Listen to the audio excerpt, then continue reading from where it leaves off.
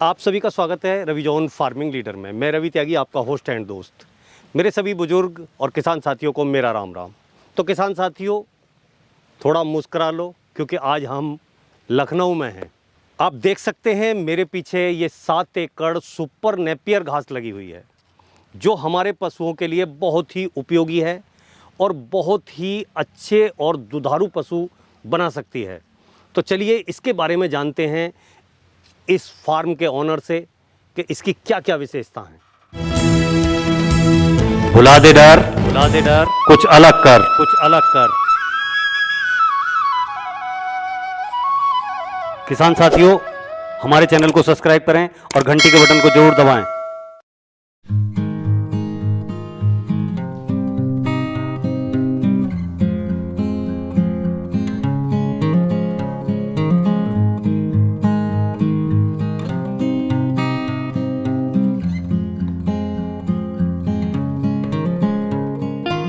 Sir, आपका बहुत बहुत स्वागत है हमारे रवि जॉन फार्मिंग लीडर में। जो सामने से मेरे किसान भाई हमें और आपको देख रहे हैं, एक बार उन्हें अपना एक छोटा सा परिचय दें। राम राम जी, मेरा नाम राजेश श्रीवास्तव है और आपका श्री फार्म्स में स्वागत है। आपके दर्शकों को राम राम। तो राजेश जी, जो फसल मैं अपने पीछे देख रहा हूँ ये खड़ी हुई, इसके बारे में बताएं कि ये क्या है। जी, ये सुपर नेपियर घास है जी। जो कि थाईलैंड की पाकचोंग वैरायटी 1 है। अच्छा। ये ना ही नेपियर है, ना ही ये देसी करवी है, ना ही ये अन्य प्रजाति बाजरा है या ज्वार है ये या नाम कुछ भी कह लीजिए। इसका टेक्निकल नाम जो सही चीज होती है वो है super napier Pakchong 1 Thailand variety. Thailand. तो सर, ये आपको कहाँ से इसकी जानकारी हुई और इसको लगाने की या बोने की प्रेरणा आपको कैसे मिली? जी त्यागी जी, ये बहुत अच्छा सवाल है और सबको यही सोचता है। देखिए, ऐसा था कि हम जब भी देखते हैं कि पशुपालक लोग अपना हरा चारे के लिए क्या क्या चीज़ें कर सकते हैं, तो उन्हें करवी का ऑप्शन है, चरी का है, या फिर बाजरा, मक्का, इन सब में उन्हें साल भर में 5-6 फसल घुमाते रहना पड़ता है। जी। उससे ये उन्हें पता ही नहीं चल पाता कि किस फसल से सही मायने में दूध बढ़ा या किससे घटा। हरे के नाम पे मलाई घास भी खिला दी, उससे नहीं बढ़ा, और बाजरा मक्का भी खिला दिया, उससे नहीं बढ़ा, या बढ़ा तो पता नहीं चला। 12 मासी फसल खोजने के लिए हम निकले तो हमें पता चला कि पंजाब में, हरियाणा में या दक्षिण भारत में सब जगह एक ऐसी घास चल रही है जो 12 मासों हरी रहती है, 12 मासों मिलती है और आप उसे पशु को खिला सकते हैं। तो अब जैसे आपने कहा 12 मासों हरी रहती है और चलती रहती है, तो क्या मतलब कितने टाइम, एक बार बोने के बाद ये कितने टाइम तक रहती है? क्या पूरे साल रहती है? पूरे साल रहती है और सालों साल रहती है। ये 7-8 साल तो ये कहीं जाने नहीं वाली, दोबारा इसको बोना नहीं। मतलब एक बार बोने के बाद में 7-8 साल तक हम इसे जो है काट सकते हैं। बिल्कुल जी, बिल्कुल। इसका यही प्रक्रिया है। एक बार आपने सही समय पे 2 फीट बाई 2 फीट की दूरी पे लगा दी तो वो दूरी अपनी पकड़ता रहता है, बढ़ता रहता है जी। तो ये 2 फीट की दूरी अमूमन किसी भी प्रकार की मिट्टी हो 6-7 साल के पहले नहीं भरती, और जब तक ये भरी नहीं तब तक आपकी ये लगी रही। आपने जो है ये अपने फार्म में कितनी लगाई हुई है? जी, हमारा 7 एकड़ का फार्म है और हमने पूरे 7 एकड़ ये लगा रखी है। तो लगाई भी आपने बहुत ज़्यादा है ये। हाँ। कितने पशु रखते हैं आप? पशुपालन का हमारा व्यवसाय सीधा नहीं है, हम इसे कुट्टी के रूप में सेल करते हैं आगे। तो ये कहाँ सेल करते हैं आप ये? देखिए, हम लखनऊ क्षेत्र में बैठे हैं, मेन शहर में। यहाँ पे जितनी भी डेयरी हैं, जितने भी और संस्थान हैं जो पशुपालक हैं या जो सरकारी गौशालाएं हैं, वहाँ पे हम इसे सप्लाई करते हैं। तो उसका मतलब ये सीधा ऐसे कट के जाता है या कुट्टी कैसे करते हो आप? अच्छा, तो देखिए उसके कई तरीके हैं। मतलब हमारा तो ये भी है कि शुरू में हमने उसको दिया जो कुट्टी करता था, तो वो हमारे खेत से सीधे काट के अपना लाद के ले जाता था जी। फिर वो अपने दुकान पे जाके कुट्टी करता था। फिर हमने ये भी देखा कि जब वो आदमी वाला आगे बेच रहा है ज़्यादा पैसे में, तो हम अपने खेत पे ही सीधे काट के कुट्टी करके बेचें तो वो मुनाफा भी हमारी जेब में आता है। तो फिर हमने इसलिए खुद से कुट्टी करके बेचना शुरू किया। सरकारी गौशाला में भी हम कुट्टी करके ही देते हैं। अच्छा राजेश जी, अब एक सवाल आता है, ठीक है कि चारा हो गया, बहुत से चारे हैं हमारे पश्चिमी उत्तर प्रदेश में हैं, गन्ने का गोला होता है, मिलता है पूरे 6-7-8 महीने। जी जी लेकिन कहीं ना कहीं मैं कहूँ तो इतना पौष्टिक नहीं होता और इतना पचने में भी नहीं आता। जी त्यागी जी। करीब ये मान के चलो कि 30 से 40% ही पचता है, बाकी बेकार ही सब जाता है। भाई ये होता है कि ढोर ने खाया, उसका पेट भरा और बस हो गया। तो क्या इसमें क्या गुणवत्ता है, क्या प्रोटीन कंटेंट है और ये पचने में कैसा है पशु जी के? जी। देखिए जी, बहुत अच्छा सवाल है ये, क्योंकि हरे चारे के नाम पे कोई भी चीज़ खिला देने से दूध नहीं बढ़ सकता। बिल्कुल बिल्कुल। हरा चारा तभी फायदा करेगा जब उसमें प्रोटीन की मात्रा भरपूर होगी। जी साधारण चरी में 6 से 7 से 8% से ज़्यादा प्रोटीन नहीं होता है। इस चरी में जो आप ये जिसका बीज अभी हमारे पीछे देख रहे हैं, ये 18% प्रोटीन पे है। अच्छा। 18% प्रोटीन बहुत ही अच्छी भरपूर प्रोटीन की मात्रा पशु को देगा। और रही बात पाचन की, तो 60-70% पाचन बिल्कुल आपका सही हो जाना है, गैस की दिक्कत नहीं आनी है। पाचन की और जो इसकी ज़रूरतें हैं पौष्टिक रूप से, वो भी ये पूरा करता है। जैसे इसमें शुगर 8% है। अच्छा। ये इतना मीठा है कि हम लोग अभी काट के अगर खा लें तो ये लगे कि अच्छा कुछ सूखी चीज़ नहीं खा रहे, लगे जैसे गन्ना ही कुछ खा रहे हैं। नहीं खा रहे हैं जी हाँ। तो उसकी वजह से ये है कि चारा मतलब पशु हमारा जो है इसे खाएगा भी लपक के। बिल्कुल बिल्कुल। ये हमने इसको खुद भी ट्राई किया, क्योंकि हमने इसकी प्रजातियां जो मंगाई, उसको हमने अब गांव में जो भी और पशु लोग हैं पालते हैं उन लोगों को हमने ये दी। उसमें देखा कि कुट्टी करने के बाद भी और बिना कुट्टी किए हुए भी सीधा सीधा चारा भी पशु ने लपक के खा लिया। अच्छा। क्योंकि इसमें मिठास बहुत है, फाइबर है, इसमें शुगर है, प्रोटीन है, पोषण से ये भरपूर है। अच्छा राजेश जी, कई हमारे चारे ऐसे हैं कि हम उन्हें पशुओं को भी खिला सकते हैं और वो किसी और यूज में भी आते हैं। जी जी। तो क्या इसका कोई इससे अलग भी कोई यूज है? जी देखिए, बहुत अच्छा सवाल है ये, क्योंकि आदमी एक यूज़ में सोचता है कि ये हमारे काम ना आया या हमारी ना बात बन पाई उस तरीके से, तो क्या करेंगे। तो बड़े जानवरों के लिए भी ये है। अगर आप इसे कम समय में मुलायम मुलायम काट लेते हैं तो बकरी इत्यादि छोटे जानवरों के काम का भी है। बल्कि थाईलैंड में तो यहाँ तक है कि उनके पास मशीनें और महीन वाली हैं, वो तो मछली तक को इसे खिला रहे हैं। अच्छा, काट के मतलब तारा- महीन करके मछली को भी खिला रहे हैं। ये तो हो गई चारे के रूप में इसकी खपत। दूसरी इसकी कहाँ पे इस्तेमाल हो सकता है, ये बायोगैस प्लांट वाले इसको सीधे सीधे आपसे खरीद ले जाते हैं। आपने उन्हें बता दिया कि हमारा फलाने एकड़ तक का फार्म लगा हुआ है, उन्होंने आपके एकड़ के हिसाब से पैसे बांध दिए और सालों का कॉन्ट्रैक्ट कर लिया।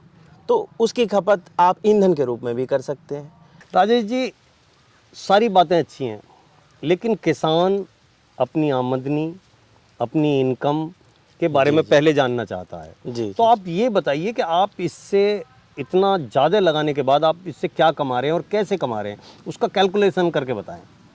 जी, इसका कैलकुलेशन ऐसा है कि पहली बार लगाने पे 45 से 60 दिन में कटिंग कर सकते हैं। जी। और उसमें अगर आप एक शाखा को 500 ग्राम का भी कम से कम माने, वैसे तो आप अभी तराजू पे आगे देख लीजिएगा, अगर कम से कम 500 ग्राम की भी शाखा माने तो 10 शाखा निकलती हैं। और 11 पहली कटिंग में? पहली कटिंग जी। और 11,000 पेड़ एक एकड़ में लगाए हैं। तो आप 2 रुपए की मतलब कम से कम लागत पे भी अगर आपने इसको बेचा है, वैसे तो 3-4 रुपए भी यहाँ लखनऊ के हम बैठे हैं, यहाँ 3-4 रुपए में भी बिक रही है। हम 2 रुपए भी जोड़ लें तो 1 लाख से 1,10,000 रुपए 60 दिन के अंदर अंदर किसान को वापस मिल जाने। अच्छा, मतलब वो जो 45 दिन में जो हमने किया है, हाँ, अब उसके बाद जो कटाई होंगी, उसके बाद तो ये इतना बढ़ती है कि वो जो 10 शाखाएं हैं वो 50-60 शाखा हो जाती है। फिर तीसरी कटाई से आगे बढ़ते ये 100 के पार पहुंच जाती है। अभी आपको मैं दिखाऊंगा, एक मेड़ा तीसरी बार कट करके 100 के पार है। झुंड इतना घना हो जाता है कि आप उस एक तीसरी चौथी कटाई से 6 लाख रुपए बड़े आराम से निकाल सकते हैं एक एकड़ से, 2 रुपए के हिसाब से। ठीक। अब ये तो बात हुई कि एक कटाई की, 2 की, 3 की, 4 की, जी। मतलब साल में हम कितनी कटाई लेंगे और लमसम, चलो ये तो बहुत पेचीदा मैथ वाला काम हो गया लेकिन आप ऐसे ही किसान भाइयों को सीधे ये बता दें कि मतलब इतनी कटाई होंगी और करीब करीब एक एकड़ से इतना हमें जो है 2 रुपए किलो के हिसाब से ये मिल जाएगा। एक एकड़ से 2 रुपए किलो के हिसाब से 30 लाख से ऊपर ही मिलेगा साल में? साल में। बहुत अच्छे। इससे कम नहीं मिलेगा। और आपने तो जो है पूरा 7 एकड़ लगाया हुआ हाँ है। जी। तो कहीं ना कहीं मतलब एक बहुत अच्छी वो है। और अगर हम खर्चे की बात करें, खाद की बात करें और जी। पानी की बात करें, हाँ जी, तो वो कितना पानी कुछ ज़्यादा चाहिए या खाद चाहिए, क्या चाहिए इसे? ये बहुत अच्छा सवाल है त्यागी जी, और क्योंकि मिट्टी कैसी चाहिए इसके लिए? हाँ, देखिए हमारे खेत में बलुई मिट्टी भी है, दोमट भी है, बलुई दोमट भी है। हर प्रकार में इसका रिस्पॉन्स उत्तम है। हर में ये उग रही है, बढ़िया उग रही है। तो मिट्टी से तो किसान लोग अपना मिट्टी की चिंता छोड़ ही दें। जैसी भी मिट्टी है ये बढ़िया उगेगी। अब जो आपने पूछा कि इसकी देखभाल कैसे करें, इसको खाद पानी की क्या आवश्यकता है, तो हम लोग यहाँ पे सिर्फ देसी गोबर का ही इस्तेमाल करते हैं। हमारे श्री फार्म में रासायनिक खाद का हम कोई इस्तेमाल नहीं करते। अच्छा। क्योंकि हमारा ये मानना है कि हम रसायन अगर इस चरी में डालेंगे तो गाय रसायन खाएगी, फिर वो घूम के दूध हमारे ही पास रसायन आएगा। बिल्कुल बिल्कुल। इसलिए हम उसको देसी गोबर के आगे हमने अभी इसमें कुछ कभी डाला ही नहीं। और देखने में बहुत ही अच्छी बढ़वार है, इसकी पैदावार बहुत अच्छी है गोबर से ही। जी जी, गोबर, सिर्फ गोबर और कुछ नहीं। रही बात पानी की, तो वो आप जो किसान भाई की मिट्टी होगी उस पर निर्भर करता है। लगाते वक्त मिट्टी में अच्छी नमी होनी चाहिए, और लग जाने के बाद जब इतने इतने मेढ़े ज़मीन से 1 हाथ 1.5 हाथ उठ जाए, तो आप उसमें हर 15 दिन में या हर 1 महीने में एक बार तो पानी लगाते रहें। जी। पपड़ी ना पड़ने दें मिट्टी पे, सूखने ना दें, चिटकने ना दें, बस। और कोई दिक्कत नहीं है। किसी का मौसम ज़्यादा ठंडा है तो वो कम कम देर पे पानी लगाए, किसी के यहाँ बहुत गर्मी चल रही है तो वो थोड़ा ज़्यादा लगाए। जो किसान पानी की जैसी भी व्यवस्था है, अगर वो देख करके लगाता है पानी, तो ये कम पानी में भी उगती है, बढ़िया चलती है, ज़्यादा पानी में भी बढ़िया चलती है। तो आपने जो 7 एकड़ के लिए पानी का इंतजाम किया हुआ है जी वो क्या है? जी, हम जिस जगह बैठे हैं वैसे तो यहाँ पे बिजली की व्यवस्था नहीं थी, तो हमने सोलर लगवाया, और सोलर के पंप से हम इसको चलाते हैं। और हम 12 दिन, ये 12 खंड हैं हमारे खेत के 7 एकड़ के, हम हर 13वें दिन उस पे लौट के वापस आ जाते हैं। अच्छा, मतलब हर क्यारी के ऐसे करते हर हैं? क्यारी के 1 दिन हम भरते चलते हैं। हाँ, क्योंकि आपका बोरिंग तो बहुत कम फेंक का है। क्या इंची बोरिंग है ये? ये ठीक है, तो 3 ये इंची। 3 इंची हाँ, बोरिंग 3 है। इंची बोरिंग है। जी, जी। हाँ, तो मतलब थोड़ा ही पानी है, थोड़ा ही पानी है, इतनी और ज्यादा फोर्स का नहीं है। नहीं, फिर भी ये भरपूर है इसके लिए। इसके लिए अच्छा है। जी, ये जो आप देख रहे हैं पीछे, ये बीज के लिए हमने सुखाया हुआ है जी। इसको पकाया है। ये 4 महीने से ऊपर की फसल बीज के लिए तैयार करी गई है। इसमें इसलिए पीली पत्ती है, वरना आप और जगह भी देखेंगे, हम आपको खेत हाँ, में जो आगे चारे के लिए है आपका, ये बहुत ही हरा है, एकदम बहुत ही अच्छा है। जी, ये अच्छा, भी इसी ये पानी जो से है। आपने कहा कि ये बीज के लिए सुखाया है, जी, इसका क्या कारण है? क्या ये जो हरा है, क्या वो बीज नहीं बन पाएगा? त्यागी जी, यही सवाल बहुत इम्पोर्टेंट है सामने वाले दर्शकों के लिए, क्योंकि लोग बात करते क्या हैं कि हरे चारे वाले को ही बीज के रूप में काट के किसान को दे देते हैं कि इसको लगा लीजिए। जी। लेकिन वो सही तरीका नहीं है, वो एक तरीके से चीट करने वाला तरीका हो गया। हम किसी भी बीज को बनाने की एक पद्धति है, उसकी एक समय सीमा है। 4 महीने या उससे ऊपर जब ये पेड़ पौधा पक जाता है, जी। तो इसमें वो आ जाते हैं गुण कि वो पेड़ पैदा कर सके, इसमें कल्ले फोड़ने की क्षमता आ जाती है। जी। ये जितनी फसल आप देख रहे हैं, ये सारी की सारी 4 महीने से ऊपर की है, क्योंकि हमने इसे बीज के लिए ही तैयार किया है। वो हरा है, वो चारे के लिए है, वो हम 45 से 60 दिन में काट के चारे में डाल देते हैं। ये अपना 4 महीने से ऊपर का हो गया, अब ये बीज के लिए तैयार है, और बीज का हमारा सीजन भी आ गया है। जी। फरवरी से आगे सब बीजाई स्टार्ट है। अच्छा, अभी आपने बिजाई वाली बात की, जी तो बिजाई का जो प्रोसीजर है वो कब से शुरू होता है और कब तक रहता है? जी और बिजाई हमें किस प्रकार से करनी चाहिए, उस पर थोड़ा सा प्रकाश डालें। जी त्यागी जी, इसका एक सीधा सा तरीका है। बहुत ज़्यादा गर्मी हो, मिट्टी बिल्कुल तप रही हो, तो उसमें ना डालें, क्योंकि हमने ये गलती करी है, इसलिए हम अपने किसान भाइयों को पहले बता दें कि ये गलती ना करें। जी। कहे कोई कुछ भी, लेकिन अगर मिट्टी तप रही है तो उस पर ना डालें। मतलब मई जून की भीषण गर्मी में इसको ना लगाएं। बाकी फरवरी से लेकर के मई की शुरुआत तक, और बारिश शुरू होकर के नवंबर के अंत तक जब चाहें लगाएं, कोई दिक्कत नहीं है। सर्दी में? सर्दी में इसको ना लगाएं, क्योंकि सर्दी में ये बढ़ तो सकता है, लेकिन छोटा पौधा जड़ नहीं बना सकता।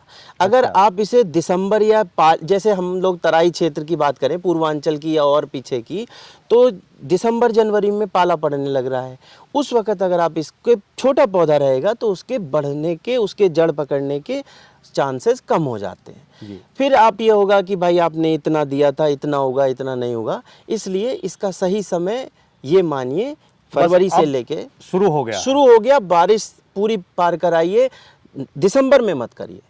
तो राजेश जी, अगर कोई किसान भाई ये वीडियो देखने के बाद में इसके बारे में जानकारी लेना चाहे जी, या वो लगाना चाहे या इसके बारे में और भी कुछ जानना समझना चाहे या आप कहीं से बीज लेना चाहे तो क्या आप क्या सहायता करेंगे किसान भाइयों की?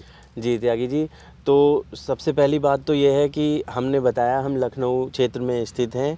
आसपास के जितने किसान भाई हैं वो जब चाहें हमारे दिए हुए नंबर पे फ़ोन करके अगले दिन हमारे पास यहाँ फार्म आके स्वयं देख सकते हैं, जिससे कि उनको खुद देख करके जो संतुष्टि हो जाए फिर ही वो हमसे बीज लें। रही बात जो दूर के किसान भाई हैं जो आपके वीडियो के माध्यम से हमसे जुड़ना चाहते हैं, उनको हम ऑल ओवर इंडिया, पूरे भारतवर्ष में पूर्व से लेके पश्चिम तक, उत्तर से लेके दक्षिण तक कुरियर के माध्यम से बीज सप्लाई करेंगे। 11,000 बीज 1 एकड़ के लिए 15,000 रुपये में मैं ट्रांसपोर्ट हम देते हैं।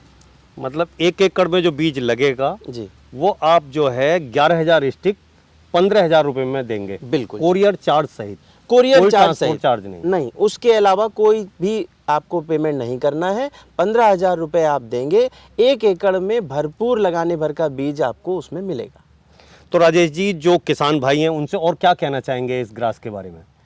जी, बस हम यही कहना चाहेंगे कि आप अगर आसपास हैं तो अवश्य आकर के हमारा फार्म देख लें, संतुष्टि कर लें, फसल देख लें और चाहें तो सैंपल के रूप में यहाँ से ले करके भी जाएं और फिर ख़रीदें।